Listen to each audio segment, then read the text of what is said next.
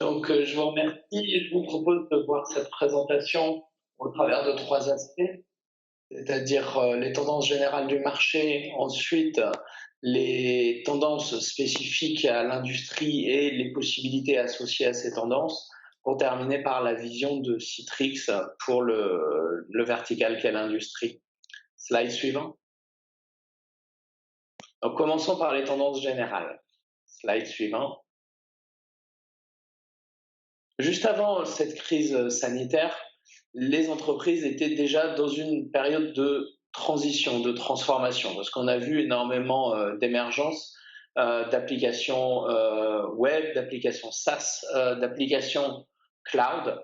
Et il y avait déjà une réflexion importante de la part de beaucoup d'entreprises, y compris dans le secteur industriel, pour aller vers ces nouvelles technologies, parce que ces nouvelles technologies apportent en soi de la simplicité, notamment pour collaborer ou pour travailler en équipe, même à distance.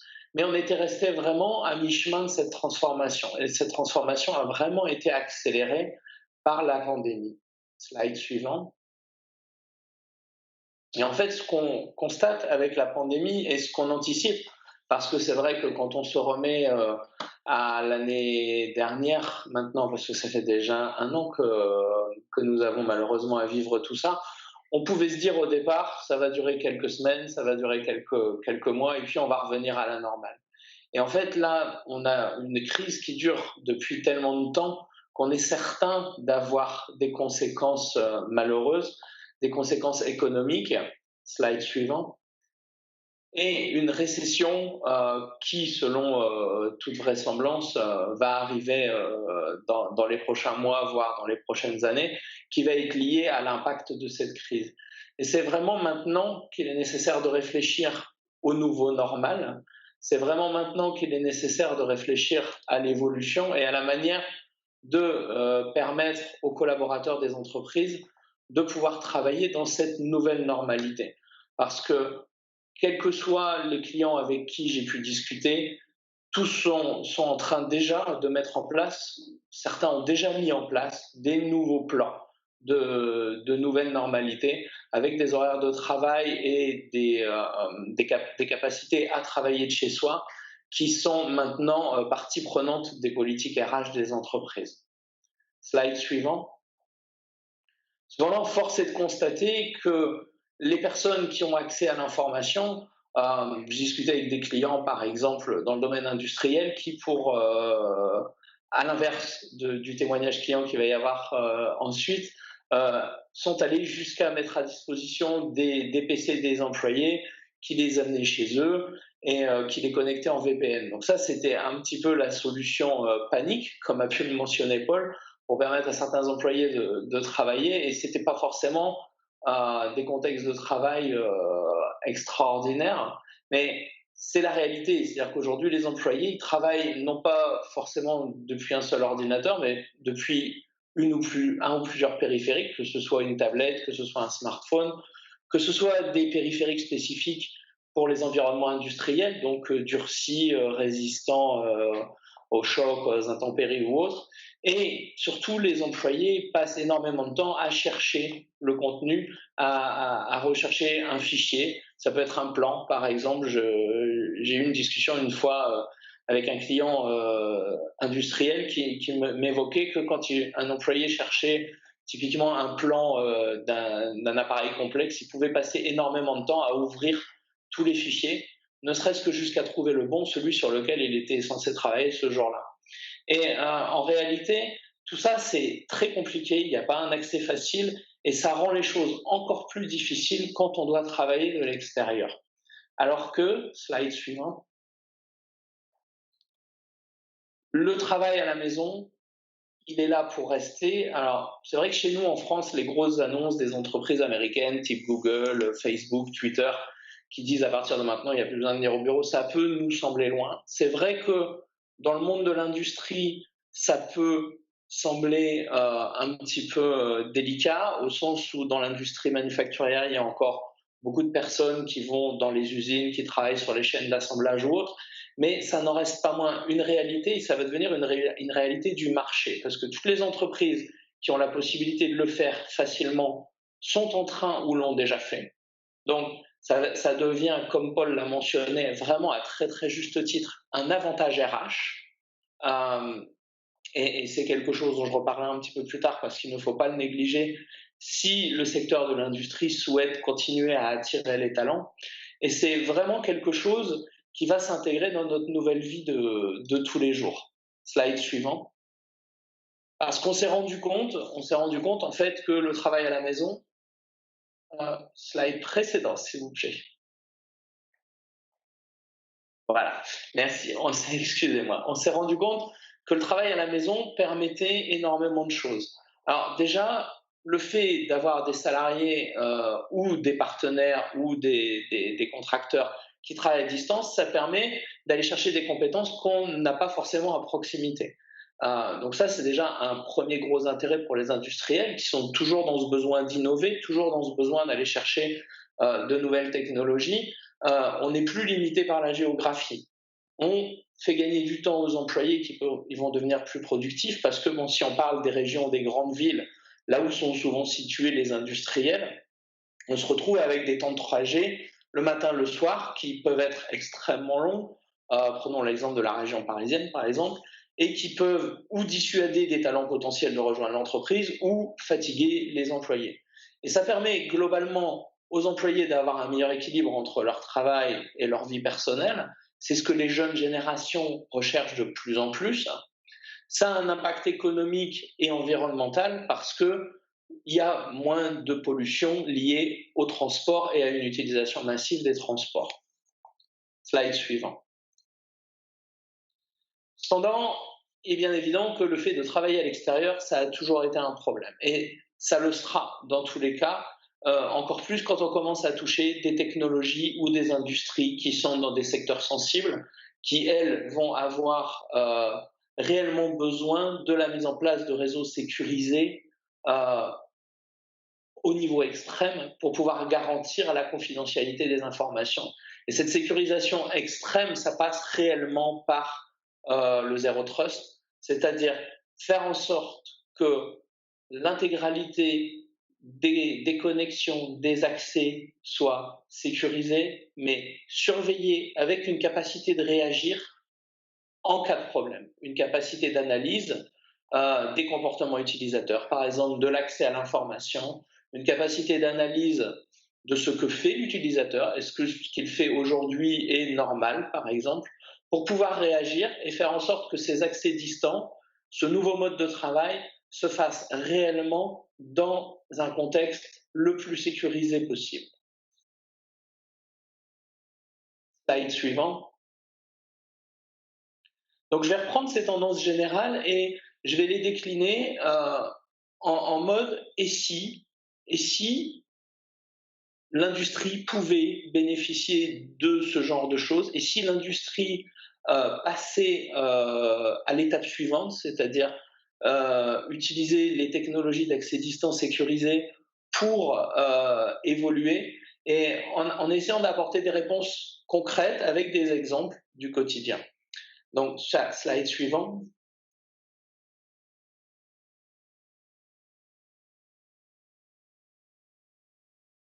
Merci. Donc, l'idée, c'est déjà la capacité d'avoir accès à des ressources externes. On se rend compte aujourd'hui, dans le monde industriel, quel qu'il soit, qu'il y a de plus en plus de mouvements vers les objets connectés, vers les objets intelligents. Et on rajoute de l'intelligence à tous les niveaux. Si on prend même le fabricant automobile, par exemple, on n'est plus là maintenant aujourd'hui à l'automobile complètement mécanique. On avait déjà rajouté la couche électronique et maintenant avec les voitures électriques, typiquement, on commence à rajouter énormément de couches informatiques.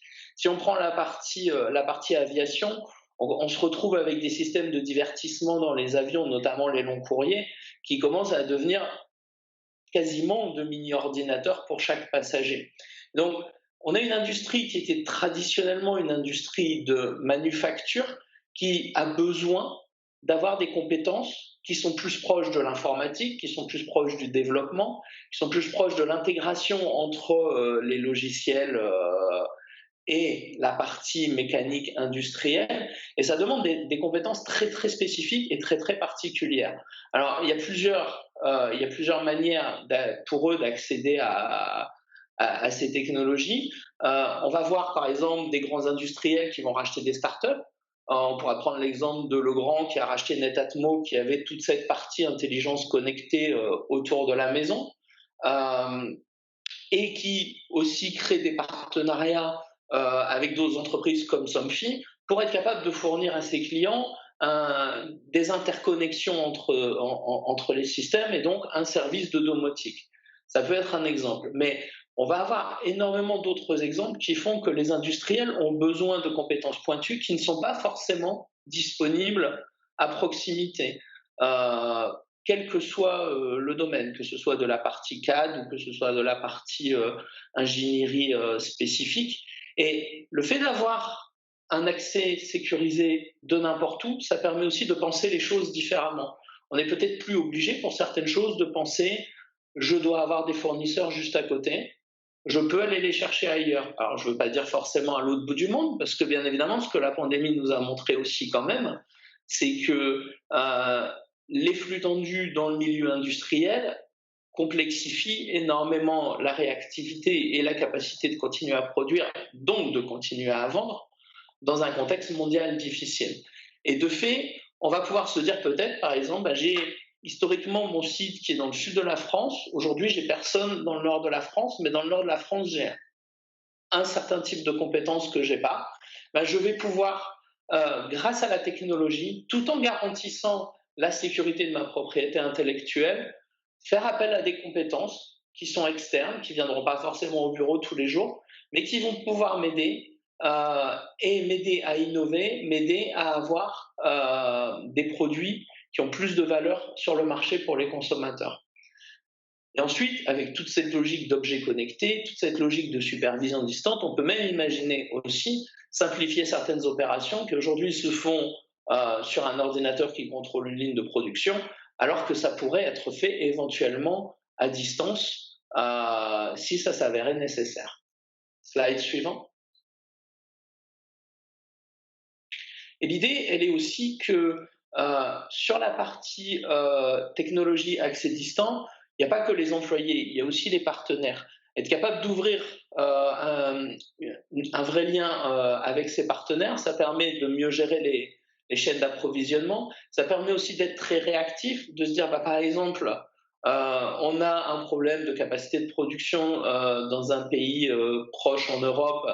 On voudrait se connecter avec un autre partenaire pour venir avoir un renfort, ou on voudrait se dire, suite à la logique de pandémie, il y a des choses que j'ai beaucoup délocalisées qui font que je suis très dépendant de pays extérieurs, pour ne pas citer la Chine par exemple, mais dans le monde industriel, le fait que la Chine ferme ses usines pendant quelques temps, ça a eu énormément d'impact parce qu'ils fabriquaient la quasi-totalité des composants électroniques qui étaient nécessaires à nos industriels, même français, pour produire leurs produits finaux.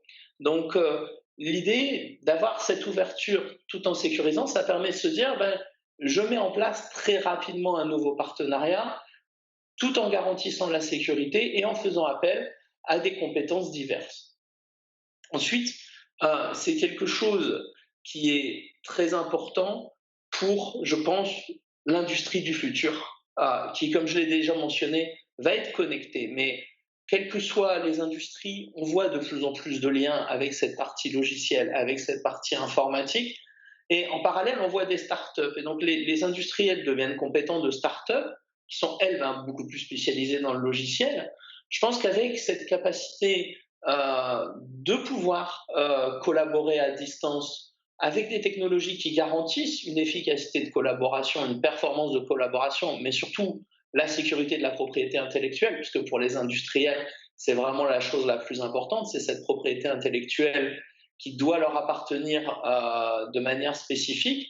Et bien, on peut voir émerger de nouveaux modèles où, par exemple, plutôt que d'avoir un industriel qui fabrique tout, il va pouvoir s'associer à d'autres compétences qui sont beaucoup plus spécialisées pour fabriquer par exemple des capteurs, pour développer le logiciel ou l'application qui contrôle l'appareil. Et l'essor des nouvelles technologies, l'essor de tout ce qui est domotique va favoriser ça. Et là, il y a vraiment la partie informatique qui va devoir s'adapter pour que les industriels qui vont faire ce choix de collaborer de manière différente. Parce que au départ, on se dit c'est pas possible, mais en réalité, quand on réfléchit un petit peu, on arrive à faire des choses assez extraordinaires. Un exemple qui n'a rien à voir, mais je vous donne quelque chose qu'on a fait avec mes collègues, musiciens chez Citrix. On a réussi à faire un morceau de musique pour le kick-off de début 2021 en étant chacun dans un pays du monde différent, en enregistrant chacun dans notre coin, et on a réussi à faire un morceau de musique. Si on avait dit ça avant le Covid, on aurait dit que c'était pas possible. En réalité, le Covid nous a fait être intelligents pour trouver une solution, parce que ça, c'était fait avant, mais c'était fait avant de manière un peu plus artisanale, on va dire, sans passer par les nouvelles technologies et tout ce qu'elles nous permettent de faire. Et je pense que l'industrie va devoir se réinventer pour être plus efficace en allant chercher les talents là où ils sont. Slide suivant. Et ça va être pareil pour les employés. Parce qu'en fait, on a besoin des compétences. Pour innover, on a besoin des meilleurs. On a besoin des personnes qui ont des idées, des personnes les plus intelligentes. Et de plus en plus, avec les jeunes générations, on a des personnes, comme Paul l'a mentionné, qui choisissent en fonction de critères. Et ces critères sont beaucoup des critères d'environnement, des critères de vie. Et le jeune ingénieur qui va sortir de la grande école, il pourra, si à un moment il a le choix de se dire je vais dans l'industrie ou je vais dans la finance ou je vais ailleurs, il va se poser la question de sa qualité de vie au travail.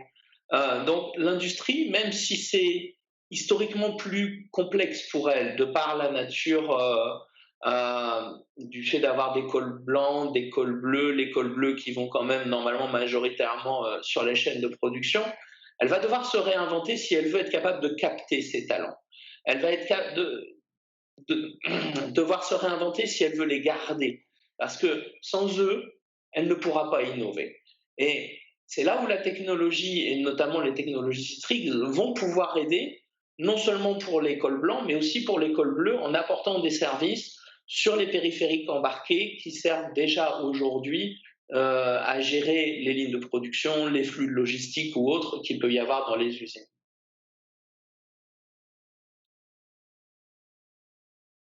Slide suivant, s'il vous plaît.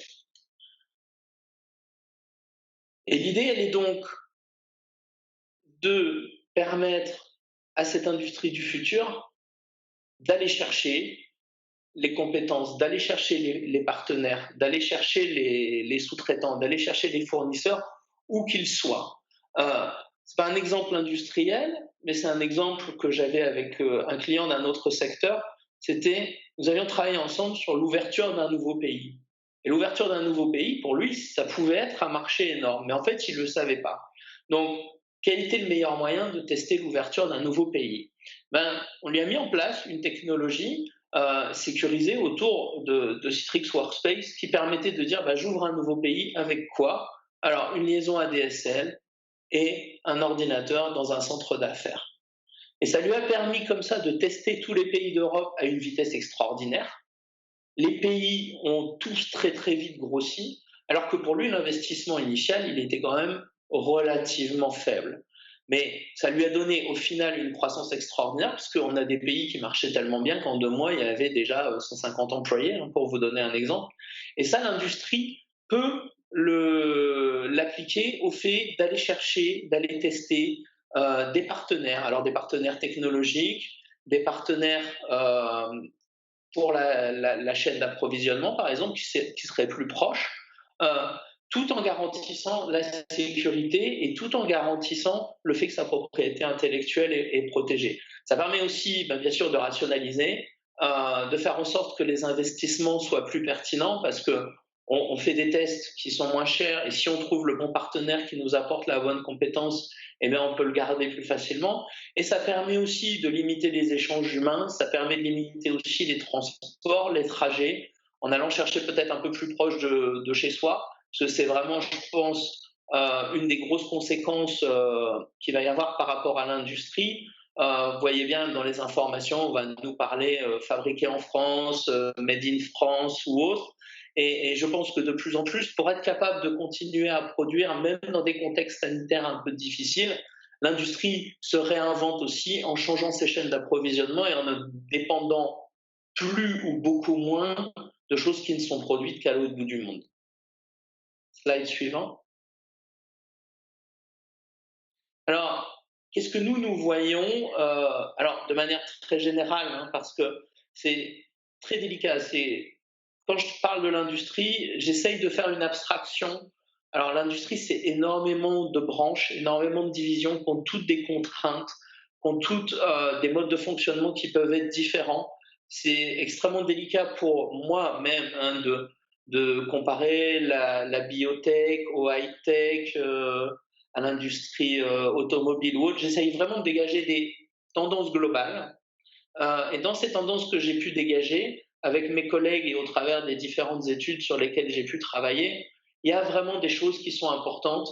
On va parler d'abord des contraintes environnementales, avec l'empreinte CO2, avec le fait de limiter les émissions carbone. Il faut voir quand même que s'il y a une partie des employés qui ne vient plus au bureau, il y a déjà une amélioration de l'empreinte carbone de l'entreprise parce que les employés ne prennent plus leur véhicule une partie du temps, au moins une partie du temps. Il va y avoir aussi cette grosse problématique dont on parle énormément. Hein. Ça va être d'une part garder les talents, sous réserve qu'on puisse les attirer, parce que comme j'ai pu vous le présenter, ils vont être de plus en plus sélectifs, ils vont avoir de plus en plus d'opportunités, donc des concurrents qui vont leur proposer ce travail partiel dans les bureaux. Et puis, il faut aussi faire attention quand même au burn-out et faire attention à la partie humaine. Ensuite, il y a la partie sécurité. Alors, on voit qu'il y a de plus en plus de périphériques connectés. Ça pose de vraies questions. Tout ce qui est IoT, périphériques connectés, potentialité de hacking, ça a déjà fait la une de la presse. Il faut vraiment investir énormément pour sécuriser toute cette partie-là, même si on la voit arriver de plus en plus. Là, maintenant, on commence à voir la quasi-totalité des téléviseurs qui sortent connectés, par exemple. Ce n'était pas le cas il y a quelques années. Les fabricants de téléviseurs, ils ont tous cette dimension informatique. On a la même chose sur les sèche-linges et sur les machines à laver qui commencent à arriver.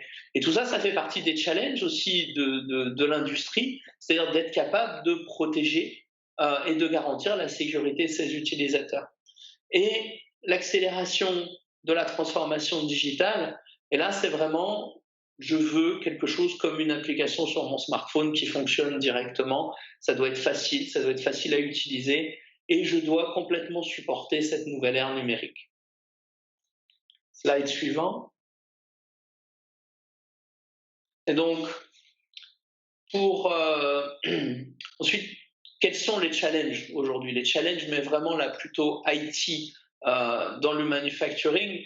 De ce que j'ai pu relever, encore une fois, de manière vraiment globale, en essayant d'aller chercher les tendances communes à la majorité des branches de l'industrie manufacturière.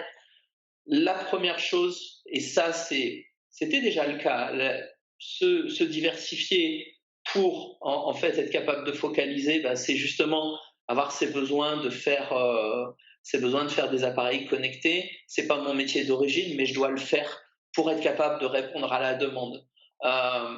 Ça passe beaucoup par des fusions et des acquisitions. Les fusions et les acquisitions, c'est souvent complexe à gérer parce qu'on a deux entités qui ont deux informatiques qui cohabitent, qui vont éventuellement migrer vers un système commun, qu'il va falloir unifier. Ça, c'est une des grosses problématiques qui a été accélérée par le Covid aussi, parce qu'il y a des besoins de relocalisation, il y a des besoins de se dire, avant, on avait quelque chose qui était fait peut-être en Asie, maintenant, on va le recentrer en Europe, parce que ça va nous permettre de mieux gérer le fait de pouvoir continuer à produire dans des périodes de crise sanitaire. Parce qu'on espère tous que la crise actuelle va se terminer le plus vite possible, mais elle nous aura au moins appris qu'on n'était pas vraiment prêt à quelque niveau que ce soit, en tout cas pour beaucoup.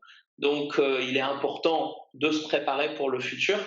d'avoir pour les entreprises des chaînes d'approvisionnement beaucoup plus agiles, beaucoup plus flexibles, qui se basent sur des partenariats, qui se basent sur des accords globaux, qui leur permettent, encore une fois, de s'éloigner de ces dépendances, notamment par rapport à l'Asie, afin de pouvoir continuer à produire pour continuer à vendre, parce que ça reste le nerf de la guerre.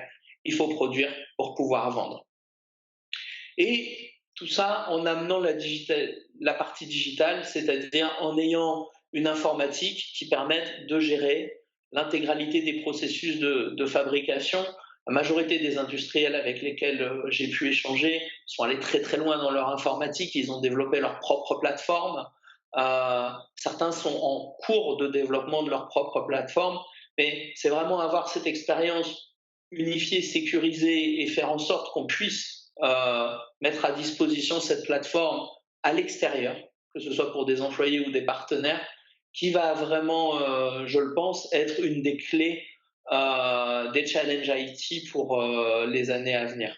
Parce que avoir la technologie, c'est bien, mais en fait, il faut aussi faire en sorte que la technologie puisse être utilisée avec le moins de contraintes possible. Que ce soit les mots de passe, les authentifications ou même la sécurité, tout doit être facile. Un employé de base, le VPN, ça peut être extrêmement compliqué pour lui. Alors que s'il a son interface unifiée et que la sécurité se fait de manière transparente, pour lui, l'expérience utilisateur est bien meilleure. Slide suivant. Donc, notre vision pour le secteur, rapidement, slide suivant.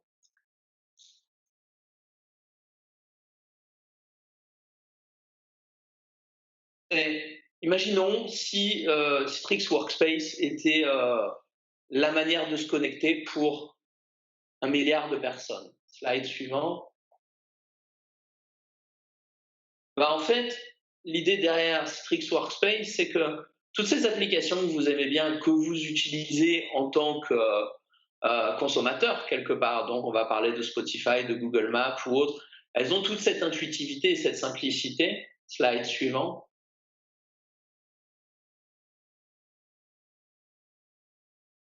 Et ça, c'est les applications du travail, qui ont une interface et un look and feel complètement différents et qui ont une simplicité, en règle générale, complètement différente aussi. Je pense que vous me l'accorderez, pour la majorité en tout cas. Slide suivant. Eh ben, l'idée derrière Citrix Workspace, c'est de regrouper dans une interface intuitive qui va aider l'utilisateur avec des assistants, un peu comme sur votre téléphone. Hein, vous avez des assistants qui vous simplifient la vie. Eh ben, Citrix Workspace, c'est une application intuitive qui va vous simplifier la vie, qui va faire que vous allez pouvoir accéder rapidement à vos fichiers, les trouver facilement pour pouvoir travailler, mais qui va aussi simplifier votre expérience sur la base de vos applications, et quand je pense au secteur industriel, sur la base des plateformes qui pourraient déjà avoir en place. Slide suivant. Et donc, imaginons si la partie industrielle utilisait Workspace. Slide suivant.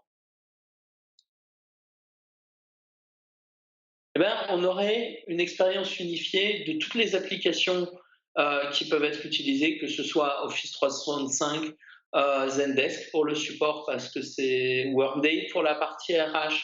Et on pourrait aussi donner un accès simple aux plateformes existantes via des micro-applications, des micro-applications qui se limitent à des services très simples, par exemple faire une demande d'un jour de congé. Ça peut être aussi valider un stock, valider un rapport, valider un inventaire, des choses qui demandent aujourd'hui peut-être un certain nombre de tâches, qui demandent de connaître les applicatifs, alors que là, pour des tâches très simples, on aurait la micro-application qui permet de l'optimiser.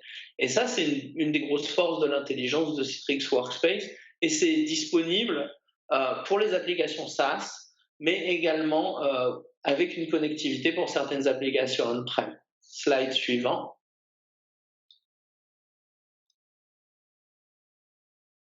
Voilà. Et avant de passer aux questions-réponses, il me reste quelques secondes. L'idée vraiment derrière Citrix Workspace, c'est dans le contexte de l'industrie, c'est vraiment d'avoir cette interface sécurisée qui garantisse la protection de la propriété intellectuelle, mais qui permette aussi d'ouvrir à de nouveaux usages, des usages différents qui vont permettre d'aller chercher les collaborateurs et les talents là où ils se trouvent. Merci.